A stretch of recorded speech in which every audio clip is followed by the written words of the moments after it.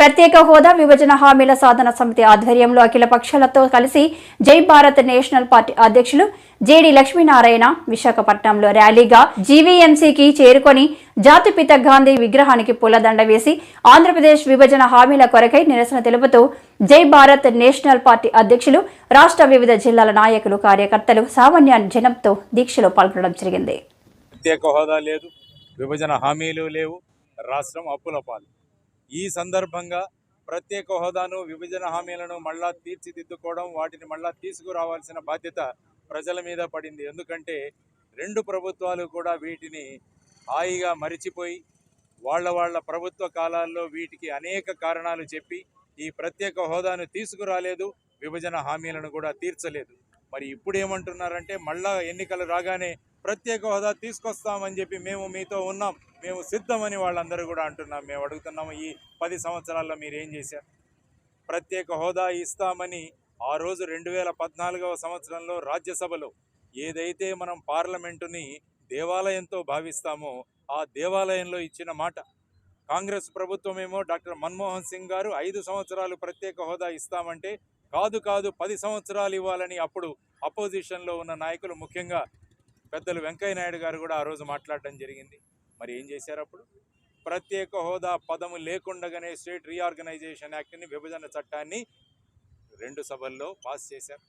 మరి ఆ రోజు రాజ్యసభలో ప్రత్యేక హోదా విషయం వచ్చినప్పుడు వెంటనే మరుసటి రోజు లోక్సభలో కూడా దాన్ని ప్రవేశపెట్టి ప్రత్యేక హోదాను చట్టంలో ఒక భాగంగా చేసి ఉంటే ఈ 10 సంవత్సరాల్లో రాష్ట్రం బ్రహ్మాండంగా అభివృద్ధి చెందేది. ఎందుకంటే ప్రత్యేక హోదా వస్తే ఆ రాష్ట్రానికి కార్పొరేట్ ట్యాక్స్ ఉండదు, ఎక్సైజ్ డ్యూటీ ఉండదు, ఇన్కమ్ ట్యాక్స్ ఉండదు, ఇంకా అనేక రాయితీలు దొరికేవి. ఆ తరువాత ఎన్నో పరిశ్రమలు రాష్ట్రానికి వచ్చేవి. తర్వాత కేంద్ర ప్రభుత్వ స్కీములో 90% కేంద్రం భరిస్తే కేవలం 10% రాష్ట్రం భరించాల్సి వచ్చేది.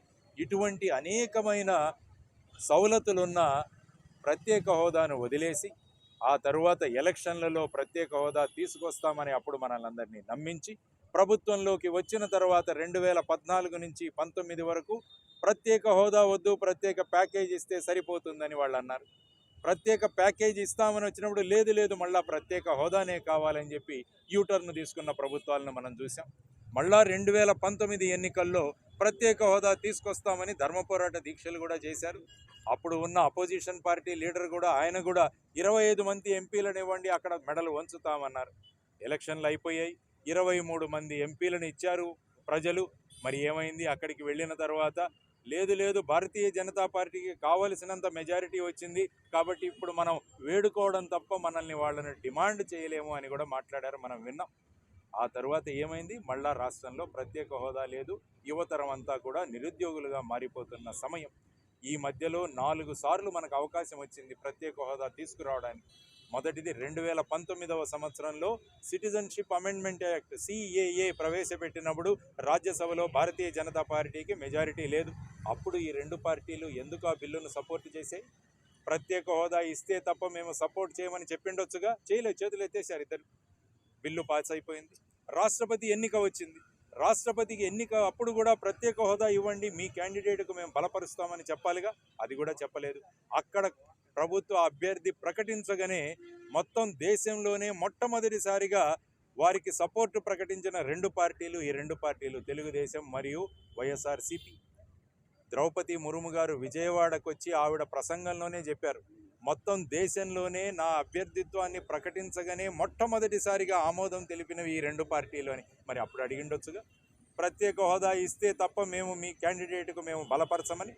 ఆ తర్వాత వచ్చిన ఉపరాష్ట్రపతి ఎన్నిక కూడా అంతే. మొన్నటికి మొన్న ఆగస్టు నెలలో కేంద్ర ప్రభుత్వం సుప్రీంకోర్టు ఇచ్చిన ఆదేశాలకు విరుద్ధంగా ఢిల్లీ ప్రభుత్వంలో సివిల్ సర్వెంట్స్ అపాయింట్మెంట్ కోసం బిల్లు ప్రవేశపెడితే అప్పుడు కూడా మనం 2 పార్టీలు ఏమీ అడగలేదు, బిల్లుకు అక్కడ చేతులు ఎత్తేశారు.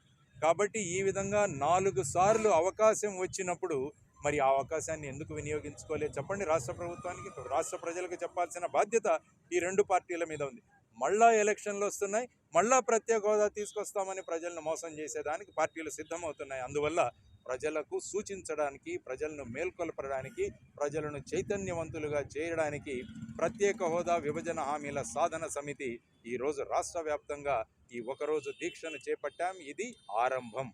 దీని తర్వాత అనేక కార్యక్రమాలు చేపట్టి ఎన్నికల ముందే ప్రత్యేక హోదా తీసుకొచ్చే విధంగా ఈ ప్రత్యేక హోదా సాధన సమితి పనిచేస్తుందని ఈరోజు మీ అందరికీ తెలియజేస్తున్నాను. అందువల్ల ప్రజలందరూ కూడా ఏకం కండి. ఇదేదో ముగిసిన అధ్యాయం అని చాలామంది మాట్లాడుతున్నారు. ఇది ముగిసిన అధ్యాయం కాదు, ఇది ముగింపబడిన అధ్యాయం. స్వార్థ ప్రయోజనాల కోసం పై వాళ్లకు భయపడి వీళ్ళు ముగింపు పలికారు ఈ అధ్యాయానికి. మళ్ళా ఈ అధ్యాయాన్ని తిరిగి తెరవాలి. అది మనమందరం కలిసి, ముఖ్యంగా జై భారత్ నేషనల్ పార్టీ ఇందులో ఉంటూ ప్రత్యేక హోదా సాధన సమితి ద్వారా దీన్ని మనం తీసుకొద్దాం. అందరూ సహకరించండి. మీ పిల్లల భవిష్యత్తు గురించి ఆలోచించండి. పెద్ద సంఖ్యలో రండి. మనం దీన్ని నిజం చేసుకుందాం. జై భారత్. చెప్పుకుంటూ వెళ్తే తెలంగాణ ప్రజల యొక్క హక్కులను కేంద్ర ప్రభుత్వం నిర్లక్ష్యం వహించింది. నరేంద్ర మోడీ గారు 10 సంవత్సరాలు ప్రధానమంత్రి అయి ఎన్నికల సందర్భంగా వారు ఇచ్చిన ఏ ఒక్క హామీని అమలు చేయలేదు. ప్రతి పేదవాడి ఖాతాలో 15 లక్షల రూపాయలు స్విస్ బ్యాంకులో ఉన్న నల్లధనం తీసుకొచ్చి జమ చేస్తా అని చెప్పిండు. కానీ ఇంతవరకు చిల్లి గవ్వ కూడా వేయలేదు.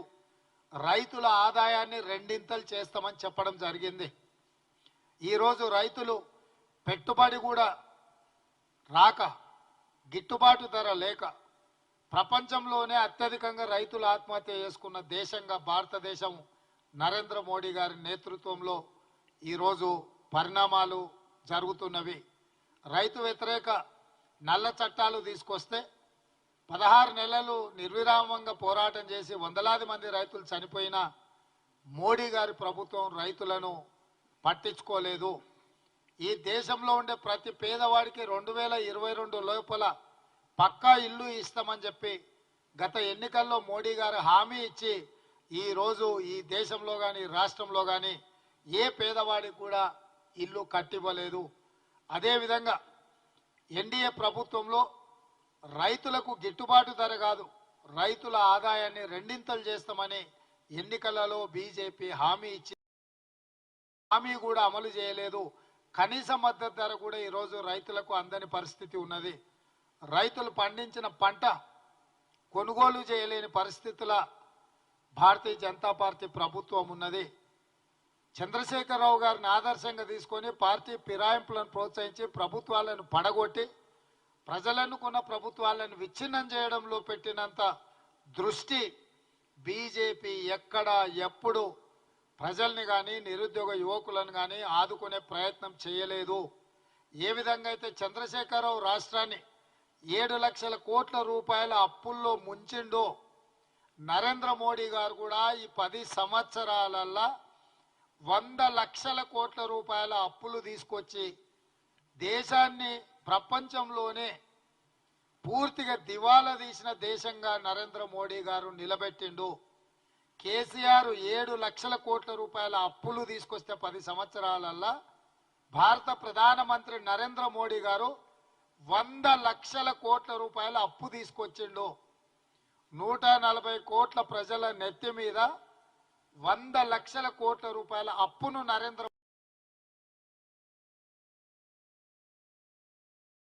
మోడీ గారు ఇచ్చిన మాట నిలబెట్టుకోలేదు. ప్రజల జీవితాలలో మార్పు తీసుకురాలేదు. మూడవసారి మళ్ళీ తమ పార్టీని గెలిపించడానికి విద్వేషాలను రెచ్చగొట్టడం ద్వారా అధికారాన్ని నిలబెట్టుకోవాలనే ప్రయత్నం చేస్తున్నాడు. ఇట్లాంటి పరిస్థితులలో మీరు మణిపూర్లో జరిగిన సంఘటనలు చూసినారు. లక్షలాది మంది నిరాశ్రయులైనరు, వేలాది మంది హత్యకు గురైనరు, వేలాది కోట్ల రూపాయల ఆస్తులు విధ్వంసం అయితే కనీసం మణిపూర్ పర్యటనకు ప్రధానమంత్రి వెళ్ళలేదు. అందుకే ఈరోజు భారత్ జోడో న్యాయ యాత్ర ద్వారా మణిపూర్ నుంచి మహారాష్ట్ర వరకు రాహుల్ గాంధీ గారు పాదయాత్ర చేపడుతున్నారు. సర్వం ఈ దేశం కోసం త్యాగం చేసిన కుటుంబము గాంధీ కుటుంబము. శ్రీమతి ఇందిరాగాంధీ గారు, శ్రీ రాజీవ్ గాంధీ గారు దేశం కోసం ప్రాణాలు అర్పించి అమరులైనరు. వారిని ఆదర్శంగా తీసుకొని ఈరోజు శ్రీ రాహుల్ గాంధీ గారు భారత్ జోడో న్యాయ యాత్రను చేపడుతున్నాడు. రాహుల్ గాంధీ గారి లాంటి నాయకుడు ఈ దేశానికి ప్రధానమంత్రిగా అవసరం ఉన్నది. మరి రాహుల్ గాంధీ గారిని ప్రధానమంత్రిగా చెయ్యాలి అని అంటే తెలంగాణ రాష్ట్రంలో పార్లమెంట్లో సీట్లన్నీ గెలవాలి. మీరు అనుకోవచ్చు ఎందుకు బీఆర్ఎస్ గురించి కేసీఆర్ గురించి కాంగ్రెస్ పార్టీ ఈరోజు పెద్దగా మాట్లాడతలేదని. ఆ పార్టీ రాష్ట్రం లేదు, సచ్చింది. తెలంగాణ ప్రజలు ఆ పార్టీని బొంద పెట్టిరు.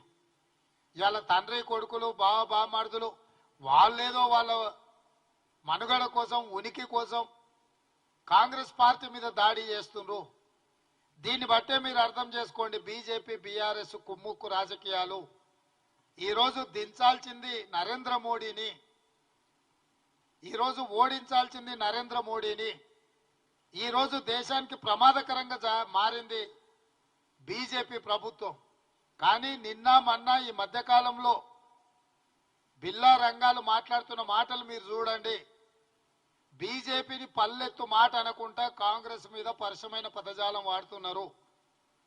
కాంగ్రెస్ ఉండడమే మంచిది కాదన్న ధోరణిలో మాట్లాడుతున్నారు.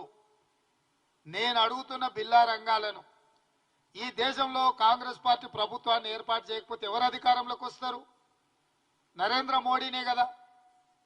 మరి కాంగ్రెస్ రాకుండా నిలువరించాలని మీరు చేస్తున్న ప్రయత్నము మూడోసారి ఈ దేశానికి నరేంద్ర మోడీని ప్రధానమంత్రిని చేయడానికి మీరు చేసుకున్న చీకటి ఒప్పందం ప్రజలకు అర్థం అవుతలేదని మీరు అనుకుంటున్నారా?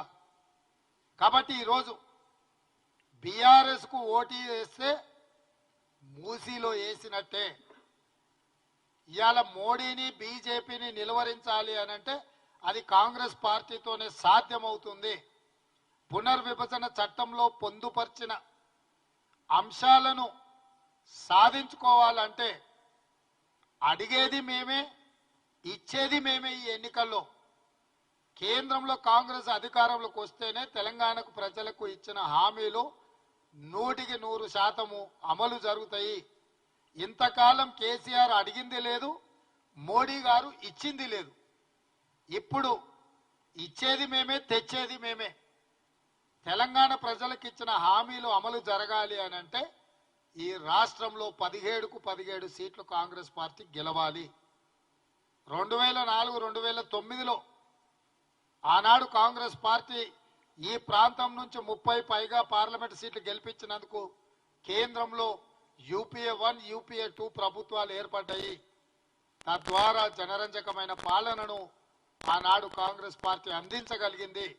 ఈ రోజు కూడా తిరిగి కేంద్రంలో కాంగ్రెస్ ఇండియా కూటమి ప్రభుత్వాన్ని ఏర్పాటు చేయాలి అంటే తెలంగాణలో ఉన్న సీట్లన్నీ కాంగ్రెస్ పార్టీ గెలవాలి.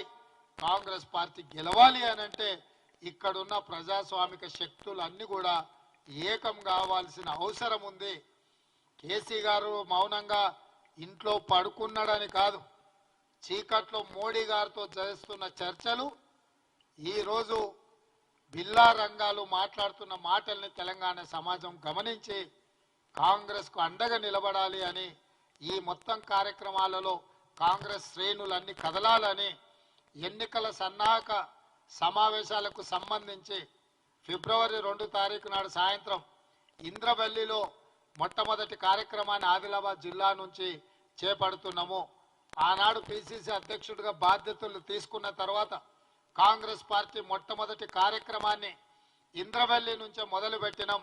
అక్కడి నుంచే కాంగ్రెస్ పార్టీ విజయ పరంపర మొదలైంది. అదే పరంపరను కొనసాగిస్తూ ఫిబ్రవరి 2 తారీఖు నాడు సాయంత్రం ఈ పార్లమెంట్ ఎన్నికల సమర శంఖం ఇంద్రవల్లి నుంచి పూరిస్తున్నాము. మీరందరూ మీడియా మిత్రులు ఏ విధంగా అయితే గతంలో సహకరించినరో భవిష్యత్తులో కూడా మీ వైపు నుంచి అదే రకమైన సహకారం ఉండాలి. మీరందరూ కూడా రావాల్సిందిగా మీకందరికీ ప్రత్యేకంగా పిసిసి అధ్యక్షుడిగా మీకందరికీ ఆహ్వానం పలుకుతున్నా.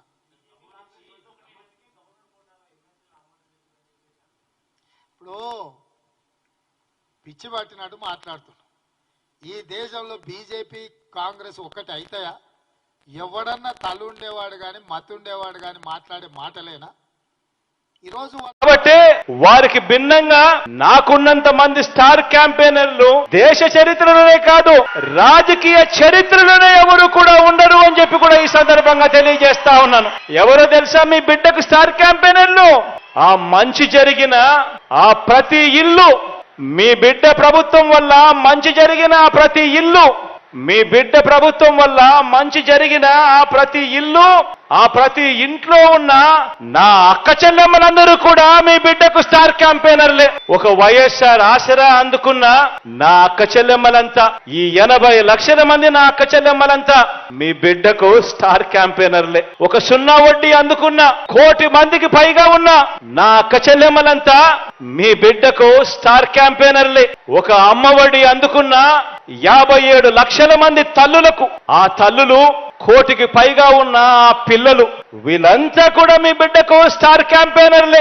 ఒక చేయూత అందుకున్న 31 లక్షల మంది నా అక్క చెల్లెమ్మలు, వీరంతా కూడా మీ బిడ్డకు స్టార్ క్యాంపెయినర్లే. 31 లక్షల మంది ఇళ్ల పట్టాలు అందుకున్న నా అక్క చెల్లెమ్మలు, వాళ్ళ కుటుంబాలు, ఈ 31 లక్షల ఇళ్ల పట్టాలు అందుకున్న ఈ అక్క చెల్లెమ్మలు, అందులో 22 లక్షల ఇల్లు నిర్మిస్తా ఉన్న ఈ కుటుంబాలన్నీ కూడా, ఈ అక్క చెల్లెమ్మలన్నీ అందరూ కూడా మీ బిడ్డకు స్టార్ క్యాంపెయినర్లే. రైతు భరోసా అందుకుంటా ఉన్న 1/2 కోటికి పైగా ఉన్న 52 లక్షల మంది, ఆ రైతన్నలందరూ మీ బిడ్డకు స్టార్ క్యాంపెయినర్లే.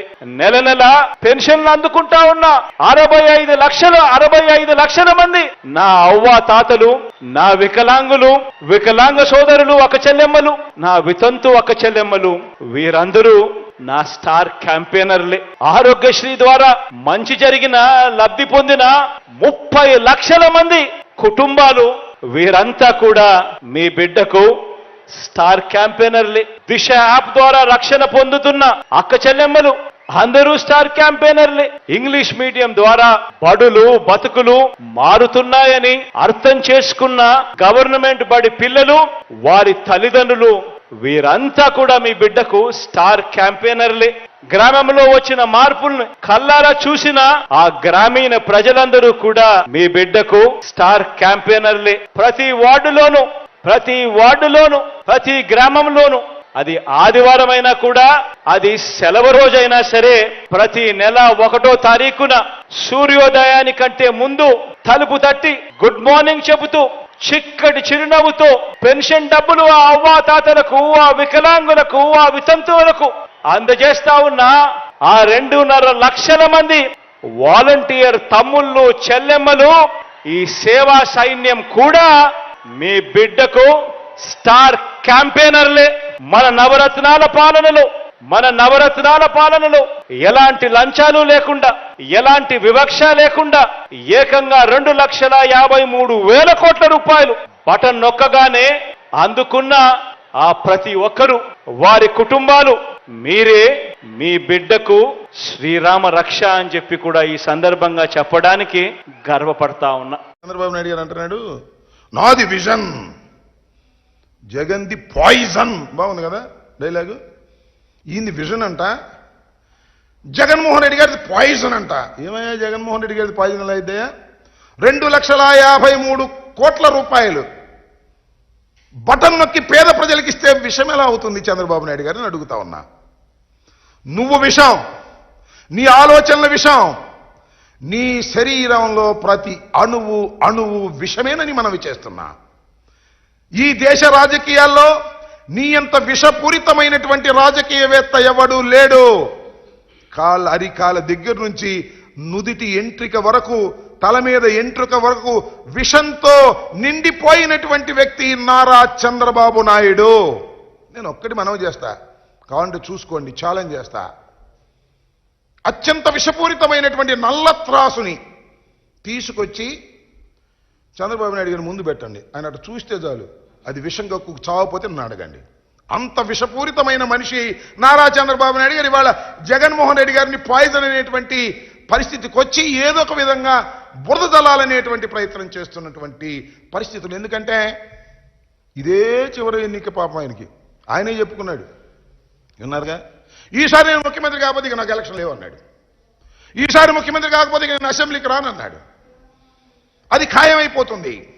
అందువల్ల ఏ విధంగా అయినా సరే సబద్దాలాడి కోట్లు ఖర్చు పెట్టి జగన్మోహన్ రెడ్డి మీద విషం జల్లి ఏదో ఒక విధంగా గెలవాలనే తాపత్రయమే కనపడుతుంది తప్ప ప్రజలకు మేలు చేశాను కాబట్టి గెలవాలనేటువంటి ఆత్మస్థైర్యం లేనటువంటి వ్యక్తిగా ఇవాళ నారా చంద్రబాబు నాయుడు గారు చాలా స్పష్టంగా అర్థమవుతున్నాడనే విషయాన్ని మీ అందరికీ కాస్త చంద్రబాబు నాయుడు గారి ఉపన్యాసాలు కానీ మీటింగులు కానీ అత్యంతం పరిశీలిస్తే చాలా స్పష్టంగా అర్థమవుతుందని కూడా మనవి చేస్తున్నాం. ఎస్, ఇవాళ జగన్మోహన్ రెడ్డి గారు భీమిల్లో బహిరంగ సభ పెట్టారు. సిద్ధం అని పెట్టారు. మేము ఎన్నికలకు సిద్ధం, సర్వం సిద్ధం చేసుకున్నాం. మా 175 మంది అభ్యర్థులు సిద్ధం, 25 మంది పార్లమెంటు సభ్యులు సిద్ధం. మేము సిద్ధంగా ఉన్నాము, ప్రజలకు మేలు చేశాము, రాబోయే ఎన్నికలకు అడుగులు వేస్తున్నాము, మేము సిద్ధంగా ఉన్నాము అని చెబుతుంటే చంద్రబాబు నాయుడు గారు అంటున్నాడు సిద్ధం అని. చంద్రబాబు నాయుడు గారే కాదు, ఆయన ఎవరు, పవన్ కళ్యాణ్ గారు, ఆయన కూడా సిద్ధం అంటున్నాడు. దేనికయ్యా సిద్ధం? మీరు నాకు అర్థం కాలేదు. మీ ఇద్దరు కలిసి కూర్చుని మాట్లాడుకుని సీట్లే అనౌన్స్ చేయలేనటువంటి దౌర్భాగ్యమైన పరిస్థితిలో ఉన్నారో, డ్రామా ఆడుతున్నారో తెలియదు నీకు. పవన్ కళ్యాణ్ గారు ఎక్కడ నిలబడతాడో తెలియదు, అనౌన్స్ చేయరు. చంద్రబాబు నాయుడు గారు 1 నిలబడతాడో 2 నిలబడతాడో తెలియదు. వీళ్ళు సిద్ధం అంట. దేనికయ్యా మీరు సిద్ధం? ఒకదానికి మాత్రం మీరందరూ సిద్ధం. ఎన్నికలు అయిపోయిన తర్వాత తట్ట బొట్ట సర్దుకొని హైదరాబాదు నివాసానికి చేరడానికి అందరూ సిద్ధంగా ఉన్నారు. చంద్రబాబు నాయుడు గారు, పవన్ కళ్యాణ్ గారు, లోకేష్ గారు సిద్ధంగా ఉన్నారు. మూటా ముళ్ళ సర్దుకొని, ఎందుకంటే ఇల్లు కూడా లేనటువంటి రాజకీయవేత్తలు మీరు ఆంధ్రప్రదేశ్లో కాబట్టి లారీకి సరుకెత్తుకొని సర్దుకోవడానికి సిద్ధంగా ఉన్నటువంటి ముఖాలు మీవి అని ఈ సందర్భంగా నేను స్పష్టంగా చెప్పదలుచుకున్నా.